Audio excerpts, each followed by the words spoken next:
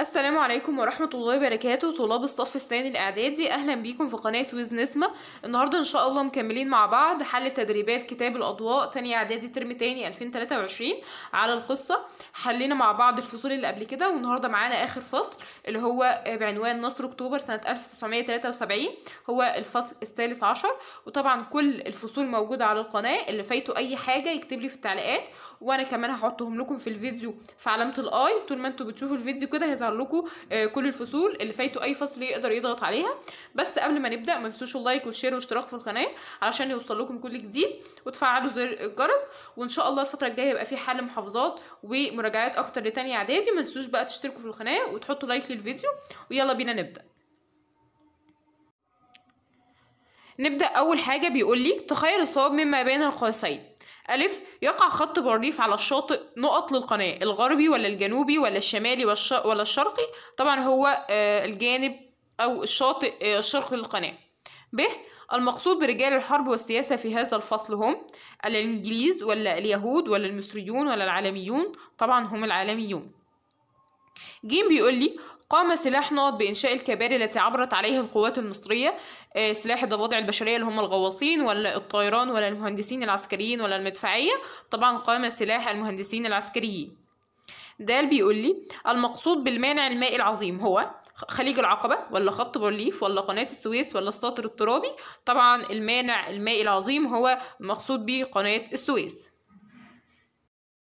بيقول لي ضع علامة صح أمام العبارة الصحيحة وعلامة غلط أمام العبارة غير الصحيحة. ألف، لم ينجح المصريون في إزالة الساتر الترابي بسبب ارتفاعه العظيم. طبعا غلط، نجح المصريون في إزالة الساتر الترابي. ب، بيقول لي انتصرت مصر في معركة الدبابات بسبب قلة عدد دبابات العدو. طبعا لا، دبابات العدو كانت كتيرة جدا، بس انتصرت بسبب شجاعة المصريون. ج، أصبح الحديث عن تفوق إسرائيل الحربي وهما وخيالا. طبعا غلط.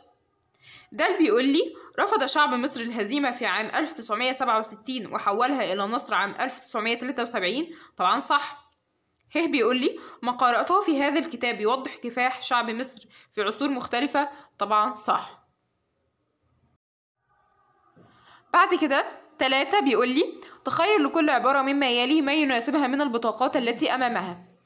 ألف بيقول لي جهزته إسرائيل بأقوى التحصينات وأحدث المعدات الحربية، وأعطيني هنا بطاقة فيها قناة السويس، وبطاقة فيها جندي المشاة، وبطاقة فيها خط بارليف، وبطاقة فيها الساتر الترابي.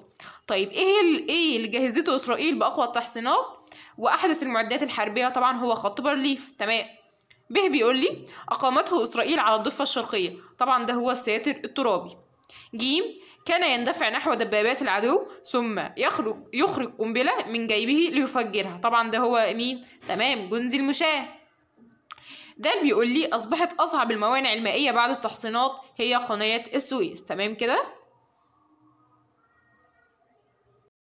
بعد كده 4 بيقول لي أكمل العبارات الآتية. ألف، أنشأ العدو الإسرائيلي خط بارليف على امتداد الساحل الشرقي لقناة السويس. ليه؟ طبعا ليمنع هجوم المصريين. ب بيقول لي أصبحت نقط أصعب الموانع المائية في نظر رجال الحرب والسياسة. طبعا أصبحت قناة السويس. في حرب أكتوبر كان لدى إسرائيل عدد 1700 دبابة. د، استطاع المهندسون العسكريون عمل فتحات في الساتر الترابي بقوة إيه؟ بقوة المياه.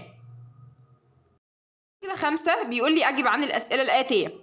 ألف، وضح دور الطيران المصري في حرب أكتوبر 1973. طبعا هقول حطم مطارات العدو ومواقعه، ده دور الطيران المصري في حرب أكتوبر.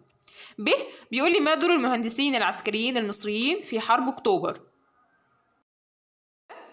قام المهندسون العسكريون بعمل فتحات واسعة في الساتر بقوة المياه، وأقاموا الكباري والمعدات فوق القناة لعبور الدبابات والعربات المصفحة والمعدات الحربية والجنود والمشاة إلى أرض سيناء. تمام، ده كان دور المهندسون العسكريون.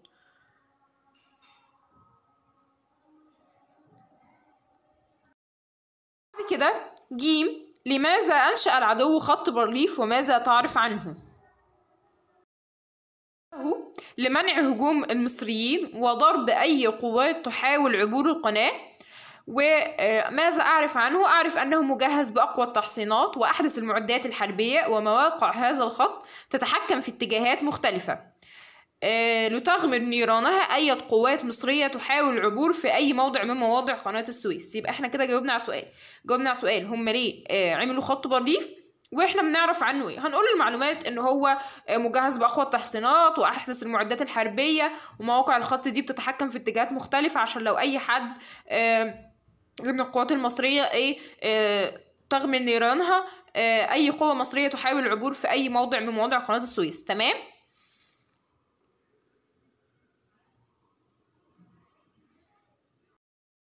كده بيقول لي ما النتائج المترتبة على هزيمة إسرائيل في حرب أكتوبر 1973؟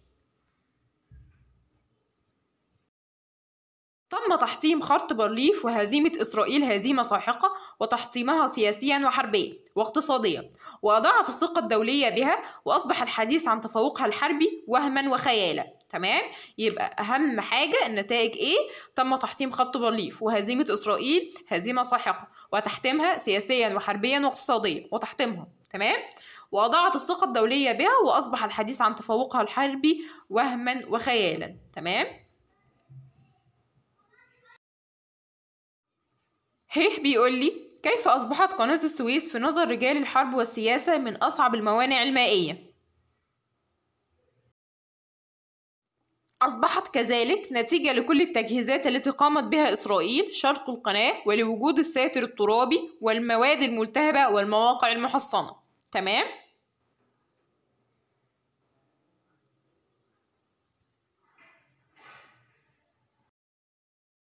بعد كده آخر سؤال معانا في الأسئلة المقالية بيقول لي ما سر الهزيمة الساحقة لإسرائيل؟ طبعا السر هو الإيمان والشجاعة للجندي المصري وحبه الوطن. تمام كده؟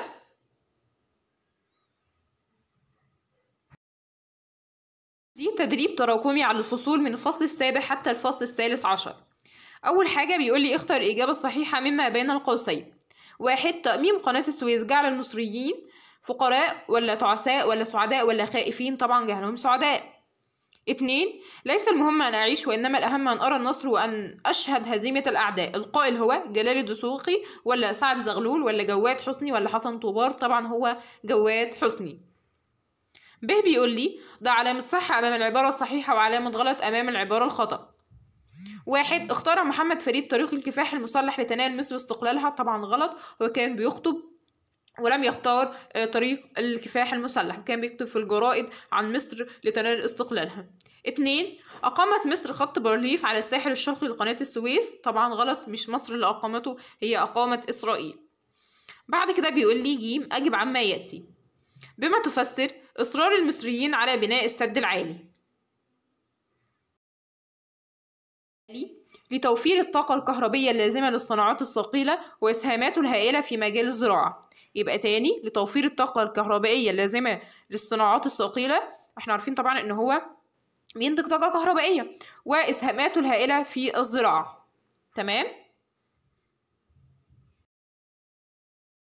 ما أثر جهاد الزعيمين مصطفى كامل ومحمد فريد على الأمة؟ كان لجهادهما أثر كبير في ازدياد الوعي القومي حتى أصبح الشعب على استعداد لمقاومة الاحتلال وبذل التضحيات عند ظهور أي فرصة، وقد ظهرت الفرصة في ثورة 1919 ميلادية. ده كان دور محمد فريد ومصطفى كامل.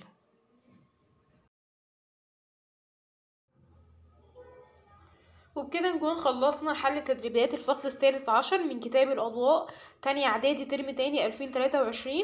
قبل ما تمشوا متنسوش تشتركوا في القناة عشان يوصلكم كل جديد، وتفعلوا زر الجرس، وتحطوا لايك للفيديو، واللي عنده أي سؤال يكتبلي في الكومنتات.